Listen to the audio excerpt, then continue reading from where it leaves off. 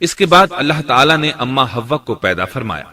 انہیں آدم علیہ السلام کے فوراً بعد پیدا نہیں فرمایا، بلکہ آدم علیہ السلام نے کافی عرصہ جنت میں تنہا بسر کیا، اور حدیث میں ہے کہ وہ وحشت محسوس کرتے تھے، تنہائی کو شدت سے محسوس کرنے لگے تھے.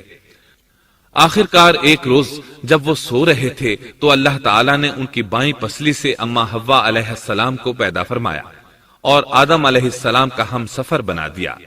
اللہ فرماتے ہیں، يا أيها الناس اتقوا ربكم الذي خلقكم من نفس واحدة وخلق منها زوجها.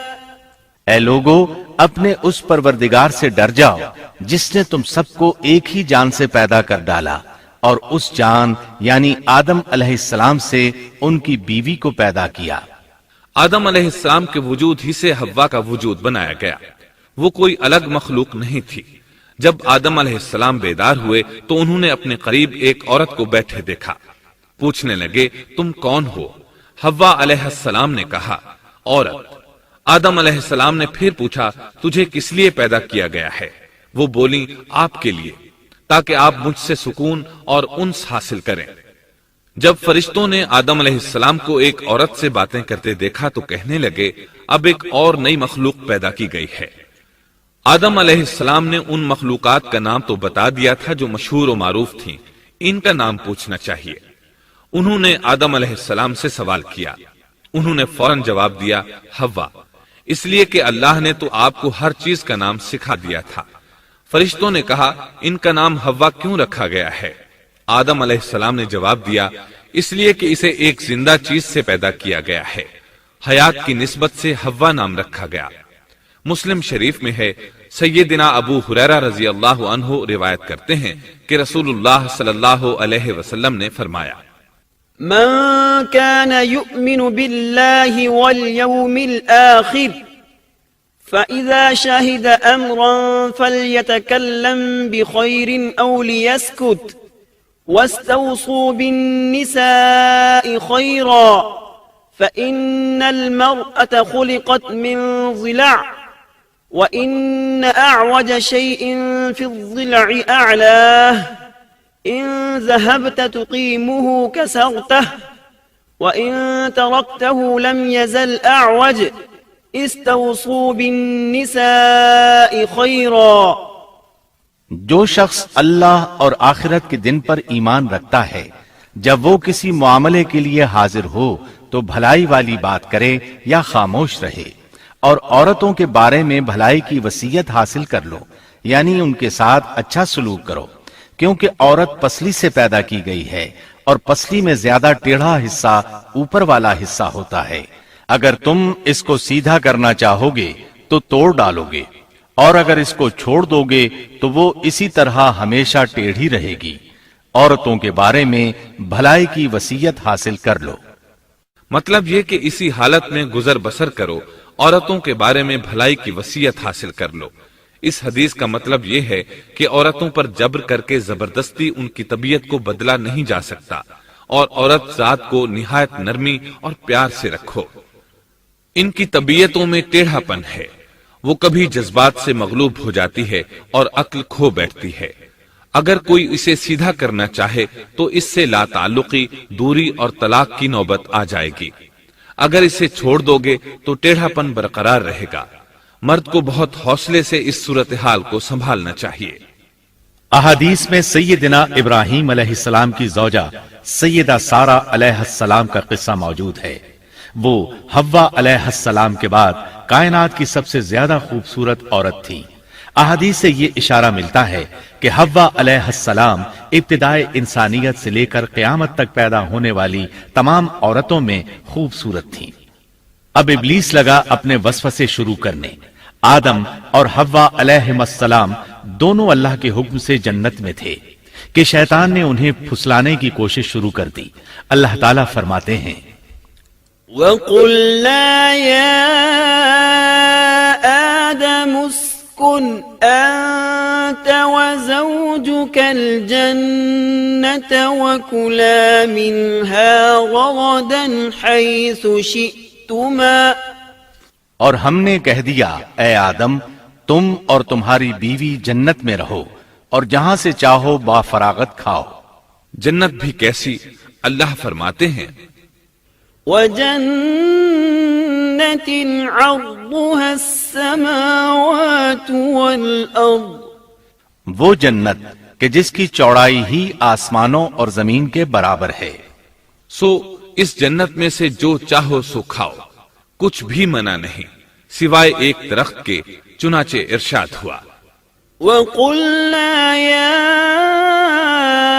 آدَمُ اسْكُنْ أَنْتَ وَزَوْجُكَ الْجَنَّةَ وَكُلَا مِنْهَا رَغَدًا حَيْثُ شِئْتُمَا وَلَا تَقْرَبَا هَذِهِ الشَّجَرَةَ فَتَكُونَا مِنَ الظَّالِمِينَ۔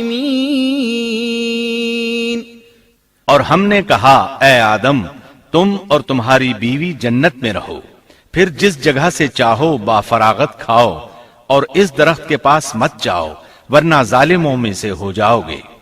ایک اور جگہ فرمایا وَإِذْ قُلْنَا لِلْمَلَائِكَةِ اسْجُدُوا لِآدَمَ فَسَجَدُوا إِلَّا إِبْلِيسَ أَبَى فَقُلْنَا يَا آدَمُ إِنَّ هَذَا عَدُوٌّ لَكَ وَلِزَوْجِكَ فَلَا يُخْرِجَنَّكُمَا مِنَ الْجَنَّةِ فَتَشْقَى إِنَّ لَكَ أَلَّا تَجُوعَ فِيهَا وَلَا تَعْرَى وَأَنَّكَ لَا تَظْمَأُ فِيهَا وَلَا تَضْحَى۔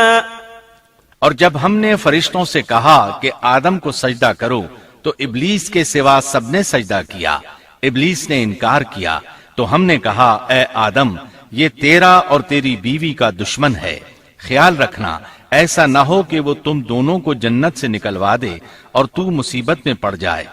یہاں تو تجھے آرام ہے، نہ تو بھوکا ہے اور نہ ننگا، اور نہ تو یہاں پیاسا ہوتا ہے، نہ دھوپ سے تکلیف اٹھاتا ہے۔ گویا اللہ نے سیدنا آدم علیہ السلام کو وسوسے سے پہلے ہی خبردار کر دیا تھا۔ ان آیات سے یہ بھی پتا چلا کہ انسان سے ابلیس کی عداوت اور دشمنی ابتدا ہی سے چلی آ رہی ہے، اور یہ بھی ثابت ہوا کہ جو لوگ کہتے ہیں کہ انسان ابتدا میں ننگا تھا ان کا قول صحیح نہیں، اس لیے کہ اللہ تعالیٰ نے جنت میں بھی آدم علیہ السلام پر لباس رکھا اور زمین میں بھی لباس نازل کر دیا، جیسا کہ اللہ تعالیٰ فرماتے ہیں يا بني آدم قد أنزلنا عليكم لباسا يواري سوآتكم وريشا ولباس التقوى ذلك خير۔ اے آدم کی اولاد ہم نے تم پر لباس کو نازل کیا جو تمہاری شرمگاہوں کو چھپاتا ہے اور زینت کا سبب بھی ہے، اور تقوی کا لباس اس سے بھی بہتر ہے۔ لہٰذا آدم ابتدا میں ننگے نہیں تھے، انہیں تو ننگے پن کا علم ہی نہیں تھا، نہ ہی ان کی بیوی کو برہنہ ہونے کا علم تھا۔ اللہ نے آدم علیہ السلام کو کامل نعمتوں سے نوازا، بھوک نہ پیاس، یہاں تک کہ پیاس کے اسباب سے بھی محفوظ، نہ گرمی اور نہ دھوپ، پھر بے انتہا حسن و جمال، مشقت نہ تکلیف، بدبختی نہ بدقسمتی۔ آدم اور حوا علیہ السلام کے دلوں میں وسوسہ ڈالنے کے بارے میں بھی قرآن نے روشنی ڈالی ہے۔ فوسوس لهما الشیطان، پھر شیطان نے ان دونوں کے دلوں میں وسوسہ ڈالا۔ یہ وسوسہ اس نے ان دونوں کو طمع دلانے کی صورت میں پورا کیا، اور یہ طمع دلائی کہ اس درخت کو کھانے سے ہمیشگی اور بقا ملتی ہے اور کبھی نہ ختم ہونے والی بادشاہت حاصل ہوتی ہے، اور اس وسوسے کا مقصد یہ تھا لِيُبْدِيَ لَهُمَا مَا وُورِيَ عَنْهُمَا مِنْ سوآتهما تاکہ ان کا پردہ بدن جو ایک دوسرے سے پوشیدہ تھا دونوں کے روبرو بے پردہ کر دے۔ ان کی شرمگاہوں کو ننگا کرنے کے لیے اس نے ایسا کیا۔ وہ دونوں کپڑے میں ملبوس تھے، ستر ڈھانپ رکھا تھا۔ جب انہوں نے اس درخت سے کھایا تو لباس نیچے گر گیا، دونوں برہنہ ہو گئے۔ یہی شیطان چاہتا تھا کہ انہیں برہنہ کر دے، اللہ کی نافرمانی پر اکسائے۔ ارشاد ہوتا ہے، فوسوس إليه الشيطان قال يا آدم هل أدلك على شجرة الخلد وملك لا يبلى۔ شیطان نے انہیں وسوسہ ڈالا، کہنے لگا اے آدم کیا میں تجھے دائمی زندگی کا درخت اور وہ بادشاہت نہ بتلا دوں جو کبھی پرانی نہ ہو؟ جب تم اس درخت سے کھاؤ گے تو ہمیشہ زندہ رہنے والے بن جاؤ گے اور زبردست بادشاہت حاصل کر لو گے۔ اس نے یہ تمنا بھی دلائی۔ وقال ما نهاكما ربكما عن هذه الشجرة إلا أن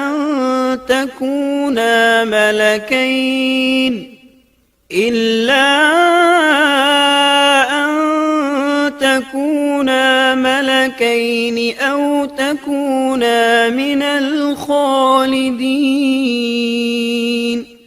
تمہارے رب نے تم دونوں کو اس درخت سے اس لیے منع کیا ہے کہ تم دونوں فرشتے نہ بن جاؤ یا ہمیشہ زندہ رہنے والے نہ بن جاؤ۔ یعنی تم اس درخت سے کھا لو گے تو فرشتے بن جاؤ گے اور ہمیشہ قائم دائم رہو گے۔ پھر وہ وسوسہ ڈالتے ہوئے جھوٹی قسمیں کھانے لگا، جیسا کہ ارشاد ہوتا ہے، وَقَاسَمَهُمَا إِنِّي لَكُمَا لَمِنَ النَّاصِحِينَ۔ اور ان دونوں کے روبرو قسمیں کھانے لگا کہ یقین آ جائے میں آپ کا خیر خواہ ہوں۔ اللہ کی قسم کھانے لگا، اور اس وقت سے جھوٹی قسموں کی ابتدا ہوئی۔ اس نے ان دونوں کو فریب دے کر بہکا لیا، جیسا کہ فرمایا فَدَلَّاهُمَا بِغُرُورٍ، یعنی دھوکے سے انہیں پھسلایا، حالانکہ انہیں کسی چیز کی کمی نہیں تھی۔ بھلا وہاں کیا محتاجی ہو سکتی تھی؟ جنت میں سکون سے زندگی بسر کر رہے تھے، جنت سے بڑھ کر کیا چاہیے؟ ہمیشہ کے لیے جنت مل چکی تھی۔ اللہ تعالیٰ فرماتے ہیں، فَلَمَّا ذَاقَا الشَّجَرَةَ بَدَتْ لَهُمَا سَوْآتُهُمَا وَطَفِقَا يَخْصِفَانِ عَلَيْهِمَا مِنْ وَرَقِ الْجَنَّةِ۔ ان دونوں نے جب درخت کو چکھا، دونوں کا پردہ بدن ایک دوسرے کے روبرو کھل گیا، دونوں اپنے بدنوں پر درختوں کے پتے جوڑ جوڑ کر رکھنے لگے۔ کپڑے اترنے پر دونوں کو حیا آئی، اس لیے کہ انسان کی فطرت میں برہنہ ہونے کی ناپسندیدگی شامل ہے۔ برہنہ ہو گئے تو کوئی لباس نہیں تھا، اس لیے درختوں کے پتے جوڑ کر جسم ڈھانپنے لگے۔ حدیث میں آیا ہے، آدم بھاگنے لگے تو اللہ نے پکارا، آدم مجھ سے بھاگتے ہو؟ آدم بولے، اللہ میں شرم کی بنا پر بھاگ رہا ہوں، اور اس وجہ سے کہ تیرے سامنے برہنہ کیسے رہوں، پھر یہ کہ نافرمانی کا ارتکاب بھی کر چکا ہوں۔ یہاں ایک سوال پیدا ہوتا ہے، دونوں میں سے پہلے کھانے والا کون تھا؟ اس بارے میں راجح قول یہ ہے کہ وہ حوا علیہ السلام تھی۔ انہی نے آدم علیہ السلام کو طمع دلاتے ہوئے اس غلطی پر آمادہ کیا تھا، جیسا کہ بخاری شریف میں نبی اکرم صلی اللہ علیہ وسلم نے فرمایا، لولا حواء لم تخن انثى زوجها۔ اگر حوا نہ ہوتی تو کوئی عورت اپنے خاوند سے خیانت نہ کرتی۔ حوا علیہ السلام نے انہیں غلطی میں مبتلا کیا تھا۔ اگر حوا علیہ السلام نہ ہوتی تو آدم بھی خیانت میں مبتلا نہ ہوتے اور نہ معصیت میں مبتلا ہوتے۔ تب اللہ نے انہیں پکارا، وَنَادَاهُمَا رَبُّهُمَا ألم أنهكما عن تلكما الشجرة وأقل لكما إن الشيطان لكما عدو مبين کیا میں نے تم دونوں کو اس درخت سے نہیں روکا تھا، اور کیا یہ نہیں کہا تھا کہ شیطان تمہارا کھلا دشمن ہے؟ اب توجہ طلب بات یہ ہے کہ اس موقع پر دونوں نے کیا طرز عمل اختیار کیا۔ کیا وہ دونوں اپنی معصیت پر بضد رہے اور تکبر کرنے لگے، جیسا کہ ابلیس نے سجدہ کرنے سے انکار کیا تھا اور پھر لگا تھا اپنی معصیت پر اصرار کرنے، یا ان دونوں نے توبہ کر لی؟ جی ہاں، دونوں نے توبہ کر لی، جیسا کہ قرآن مجید میں آتا ہے، قالا ربنا ظلمنا أنفسنا وإن لم تغفر لنا وترحمنا لنكونن من الخاسرين۔ دونوں نے کہا، اے ہمارے رب، ہم نے اپنا بڑا نقصان کیا، اور اگر تو ہماری مغفرت نہ کرے گا اور ہم پر رحم نہ کرے گا تو واقعی ہم خسارہ پانے والوں میں سے ہو جائیں گے۔ اس قصے میں ایک سوال یہ ذہن میں پیدا ہوتا ہے کہ جب سیدنا آدم علیہ السلام کو ابلیس نے سجدہ نہ کیا تو اللہ تعالیٰ نے اسے مردود بنا کر جنت سے نکال دیا، پھر وہ سیدنا آدم علیہ السلام کو اس درخت کے قریب کس طرح لے گیا جبکہ وہ جنت سے باہر ہو چکا تھا؟ قرآن کریم میں اس بارے میں یہ الفاظ آئے ہیں، پھر شیطان نے ان کے دلوں میں وسوسہ ڈالا۔ یہ وسوسہ اس نے کیسے ڈالا جبکہ وہ جنت سے نکالا جا چکا تھا؟ مفسرین نے اس کے جواب میں لکھا ہے کہ اس نے جنت سے باہر رہ کر یہ وسوسہ ڈالا تھا۔ جیسے آج کل تار اور بغیر تار کے آواز کو دور دراز علاقوں تک پہنچایا جا سکتا ہے، ایسے ہی شیطان نے اپنی طاقت سے یہ وسوسہ ان کے دلوں تک پہنچایا۔ لگے ہاتھوں ابلیس کی حقیقت بھی سن لیں۔ ابلیس کے لفظی معنی انتہائی مایوس کے ہیں۔ یہ راندہ درگاہ ہونے کے بعد ہمیشہ ہمیشہ کے لیے اللہ کی رحمت سے مایوس ہو گیا تھا، اس لیے اسے یہ لقب ملا، ورنہ روایات کی روح سے اس کا اصل نام عزازیل تھا۔ پہلے یہ جنات میں سے تھا، اپنے رب تعالی کی اطاعت سے نکل کر ابلیس ہوا۔ اس کا علم ناقص تھا، مزاج ناپاک تھا، وہ غرور اور تکبر میں مبتلا ہو گیا تھا۔ یہاں یہ بات بھی ذہن نشین کر لیں کہ انبیاء خطا اور گناہ سے پاک ہوتے ہیں، ان پر اللہ تعالی کی مستقل حفاظت اور نگرانی قائم رہتی ہے۔ اگرچہ انبیاء بھی انسان ہوتے ہیں اور تمام انسانی تقاضے انہیں لاحق ہوتے ہیں، لیکن ان کے عمل اور ارادے میں کسی قسم کی بدی اور شر کا عمل دخل قطعاً نہیں ہوتا۔ ان کا ہر قول اور عمل بلکہ ہر حرکت اور سکون کی حالت بھی انسانیت کے لیے بہترین نمونہ ہوتے ہیں۔ البتہ بشر ہونے کی وجہ سے بھول کا امکان ہوتا ہے، تاہم بھول ہو جانے کی صورت میں انہیں فوراً ہی خبردار کر دیا جاتا ہے۔ بھول ہو جانا بشری طبیعت کا خاصہ ہے، اللہ تعالیٰ نے ہر انسان کی فطرت میں یہ چیز رکھی ہے۔ انبیاء سے بھول چوک ہو جانے میں بھی اللہ تعالیٰ کی کئی ایک حکمتیں پوشیدہ ہیں۔ مثلا بہت سی قومیں اپنے نبیوں کے معجزات دیکھ کر ان میں ربوبیت کی صفات کی قائل ہو گئی، یہاں تک کہ بعض قوموں نے اپنے نبیوں کو اللہ یا اللہ کا بیٹا بھی جانا۔ جب انبیاء سے بھول اور لغزشیں ہوئیں تب گویا لوگوں پر یہ واضح کیا گیا کہ یہ الہ نہیں ہے، الہ ہوتے تو کس طرح ان سے بھول ہو سکتی تھی۔ اس سے یہ بتانا بھی مقصد تھا کہ انبیاء انسان ہی ہوتے ہیں، کوئی ماورائی مخلوق نہیں ہوتے۔ سیدنا آدم علیہ السلام کے واقعے پر غور کرنے سے یہ حقیقت مزید واضح ہو جاتی ہے کہ سیدنا آدم علیہ السلام کی یہ لغزش گناہ نہیں تھی۔ ممنوع درخت کا پھل کھاتے ہی سیدنا آدم علیہ السلام اور اماں حوا کا لباس اتر گیا تھا۔ اس لباس کے بارے میں مفسرین نے لکھا ہے کہ وہ لباس دراصل نور کا تھا، یعنی وہ جنت کا خاص لباس تھا جو صرف اسی عالم میں پہنا جا سکتا ہے۔ اللہ تعالیٰ نے اپنے فضل و کرم سے جنت میں ان کی سطر پوشی کا انتظام فرما دیا۔ اللہ کا حکم ہوا، قال اهبطوا جنت سے اتر جاؤ۔ مزید فرمایا، بعضكم لبعض عدو وَلَكُمْ فِي الْأَرْضِ مُسْتَقَرٌّ وَمَتَاعٌ إِلَى حِينٍ۔ تم آپس میں ایک دوسرے کے دشمن ہوگے اور تمہارے واسطے زمین میں رہنے کی جگہ ہے اور ایک وقت تک نفع حاصل کرنا ہے۔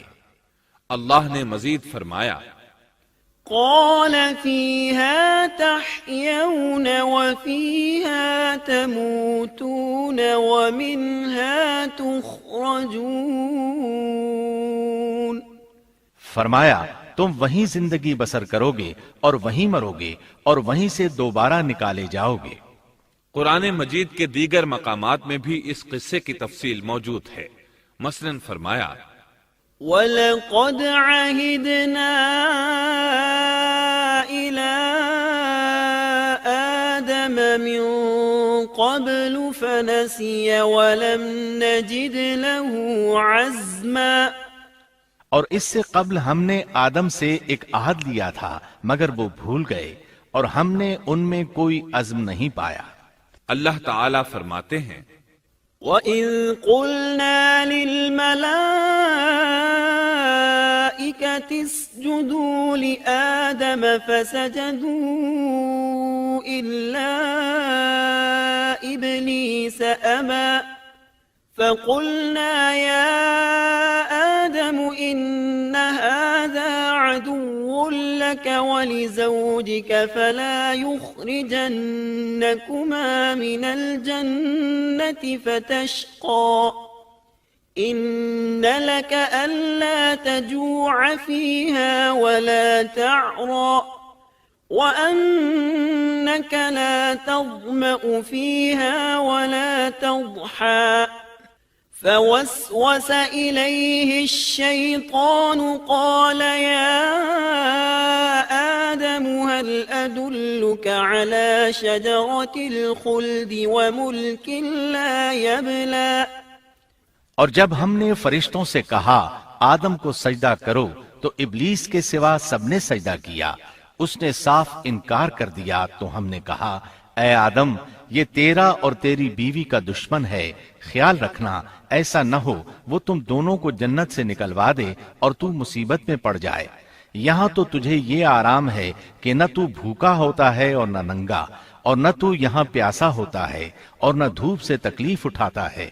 لیکن شیطان نے اسے وسوسے میں ڈال دیا، کہنے لگا میں آپ کو دائمی زندگی کے درخت اور وہ بادشاہت بتلاؤں جو کبھی پرانی نہ ہو۔ فَأَكَلَا مِنْهَا فَبَدَتْ لَهُمَا سَوْآتُهُمَا وَطَفِقَا يَخْصِفَانِ عَلَيْهِمَا مِنْ وَرَقِ الْجَنَّةِ وَعَصَى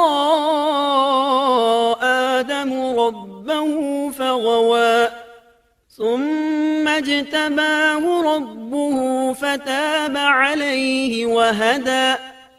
قال اهبطا منها جميعا بعضكم لبعض عدو فإما يأتينكم مني هدى فمن اتبع هداي فلا يضل ولا يشقى ومن أعرض عن ذكري فإن له معيشة ضنكا ونحشره يوم القيامة أعمى۔ چنانچہ ان دونوں نے اس درخت سے کھایا، پس ان کے سطر کھل گئے اور وہ بہشت کے پتے اپنے اوپر چپکانے لگے۔ آدم نے اپنے رب کی نافرمانی کی پس بہک گیا، پھر اس کے رب نے نوازا، اس کی طرف توجہ فرمائی اور اس کی رہنمائی کی۔ حکم ہوا تم دونوں یہاں سے اتر جاؤ، تم آپس میں ایک دوسرے کے دشمن ہو۔ اب تمہارے پاس جب کبھی میری طرف سے ہدایت پہنچے تو جو میری ہدایت کی پیروی کرے نہ تو وہ بہکے گا نہ تکلیف میں پڑے گا، ہاں جو میری یاد سے روگردانی کرے گا اس کی زندگی تنگی میں رہے گی اور بروز قیامت ہم اسے اندھا کر کے اٹھائیں گے۔ آدم علیہ السلام زمین پر اترے اور اپنے رب سے توبہ کے کلمات سیکھ لیے۔ وہ کلمات یہ ہیں: ربنا ظلمنا أنفسنا وإن لم تغفر لنا وترحمنا لنكونن من الخاسرين۔ اے ہمارے رب، ہم نے اپنا نقصان کیا اور اگر تو نے ہم پر مغفرت و رحمت نہ فرمائی تو ہم خسارہ اٹھانے والوں میں سے ہو جائیں گے۔ آدم علیہ السلام زمین پر اترے اور ان کے ساتھ حوا علیہ السلام بھی اتری اور ان کے ساتھ ہی ابلیس کو بھی اتارا گیا۔ یہ کس جگہ پر اترے اس بارے میں اختلاف پایا جاتا ہے، لیکن ابن عباس رضی اللہ عنہ کی بات راجح محسوس ہوتی ہے کہ آدم علیہ السلام کو ہند میں اور حوا علیہ السلام کو جدے میں اتارا گیا۔ جب آدم علیہ السلام اتر آئے تو حوا علیہ السلام کی تلاش شروع کر دی۔ زمین میں ان کی تلاش میں سرگرداں ہوئے۔ آخر کار میدان عرفات میں دونوں کی ملاقات ہو گئی۔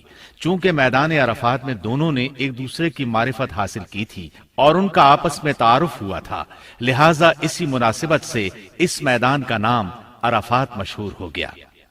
پھر اللہ تعالیٰ نے زمین کے اندر انسانوں کو پھیلانا شروع کیا اور زمین کو مردوں اور عورتوں سے آباد کر دیا۔ امام طبری رحمت اللہ علیہ بیان کرتے ہیں کہ حوا علیہ السلام نے آدم علیہ السلام کے لیے 20 ولادتوں میں 40 بچوں کو جنم دیا۔ ہر بار 2 بچوں کو جنم دیتی تھی، ایک لڑکا ہوتا ایک لڑکی۔ سب سے پہلا جوڑا قابیل اور اس کی بہن قمیم کا تھا۔ پھر انسانوں کی افزائش شروع ہوئی، آبادی میں اضافہ ہونے لگا۔ اللہ نے آدم علیہ السلام ہی کو ان کا نبی متعین کر دیا۔ وہ انہیں دین سکھاتے رہے۔ اس وقت تمام لوگ موحد تھے، خالص توحید کو اپنانے والے تھے، یعنی کان الناس امۃ واحدہ، تمام لوگ ایک ہی امت کے تھے، ان میں شرک کا شائبہ بھی نہ تھا۔ ابن جریر اور ابن کثیر رحمہم اللہ نے ابو موسیٰ اشعری رضی اللہ عنہ کی روایت بیان کی ہے، اللہ نے جب آدم علیہ السلام کو جنت سے زمین پر اتارا تو انہیں ہر چیز کی کاریگری اور صنعت کا علم تھا۔ جب وہ اترے تو عالم بھی تھے، لباس میں ملبوس بھی تھے، کام کاج کے تمام طریقوں سے باخبر بھی تھے، لوہے، آگ، لکڑی اور کپڑے کے استعمال سے بھی بخوبی واقف تھے۔ ہمارے برعکس وہ ان کاموں کو اپنی ابتدا ہی سے جان چکے تھے، کیونکہ ہم سب لوگوں کا حال یہ ہے کہ جب تک سکھایا نہ جائے ہمیں کچھ نہیں آتا۔ آج کے دور میں بعض افریقی قبائل کے افراد وحشیانہ اور غیر مہذب زندگی گزارتے ہیں۔